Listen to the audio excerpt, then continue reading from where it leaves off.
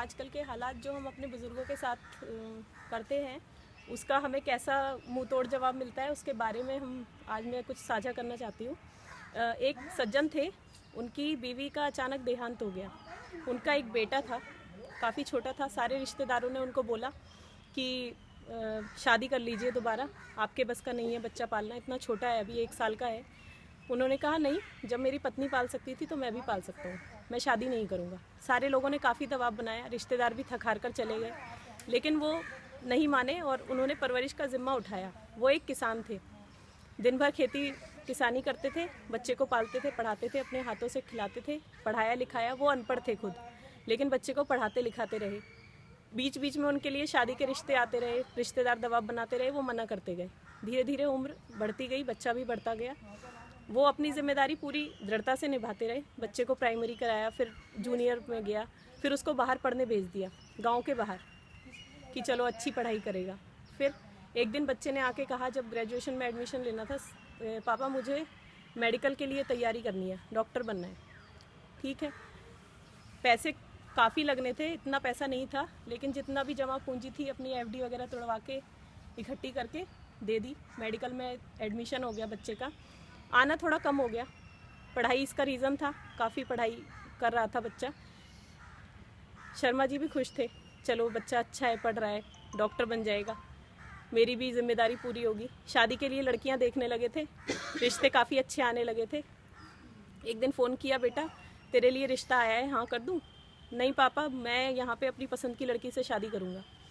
ठीक है, जिस बच्चे को पाला था उसकी खुशी तो अच्छी थी कि हाँ हो जाए। मनपसंद जाके अपनी इच्छा अनुसार दे के और उसकी शादी के लिए कर दी, शादी कर दी।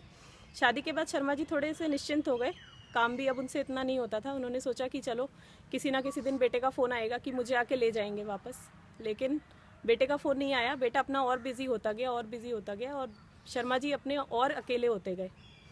एक दिन अचानक बेटे का फ़ोन आया, शर्मा जी बहुत खुश हुए, पापा आपको आना है और मैंने एक हॉस्पिटल खोला है आपके नाम से, उसका इनॉग्रेशन करना है आपको। पापा के तो पैर ज़मीन पर ही नहीं पड़ रहे थे, पूरे गांव में जाके खबर सुनाया है, बेटा मेरे नाम से हॉस्पिटल खोला है। देखा, नेकी कभी बेकार नहीं जाती। तुम लोग कहते थे ना शादी कर लो शादी कर लो, मैंने शादी नहीं करी, आज उसका परिणाम मुझे मिल रहा है। वहाँ गए, फीता काटा, तालियां बजी, उनके नाम से हॉस्पिटल खोला गया। अगले दिन उनका बोरिया बिस्तर पैक करके गाँव जाने की तैयारी कर दी गई। शर्मा जी देख के अचानक शॉक्ड हो गए कि ये क्या है। बड़े बुझे मन से बेटे से कहा, बेटा मैं गांव में अकेला दिल नहीं करता, तबीयत भी साथ नहीं देती, मैं तेरे पास रहना चाहता हूँ। बेटे ने बड़ी बेरुखी से कहा, पापा हम दोनों लोग जॉब करते हैं, हम दोनों लोग सुबह से शाम तक चले जाते हैं, आपका ध्यान नहीं रख सकते। एक काम करता हूँ, आपको वृद्धाश्रम में डाल देता हूँ। पैरों के नीचे से ज़मीन खिसक गई, समझ नहीं आया कि ये क्या हुआ। इतना तपस्या, इतना त्याग कहाँ चला गया एक पल में। ये संस्कार दिए थे अपने बच्चे को। कोई बात नहीं, अपना बिस्तर बोरी लेके वृद्धाश्रम में आ गए। दिन कटने लगे। एक दिन वृद्धाश्रम वालों ने बताया, आपके बेटे ने 1500 रुपये का चेक भेजा है। ठीक है, लेके रख लिया, क्योंकि वृद्धाश्रम में तो खर्चा वृद्धाश्रम वाले ही उठाते थे।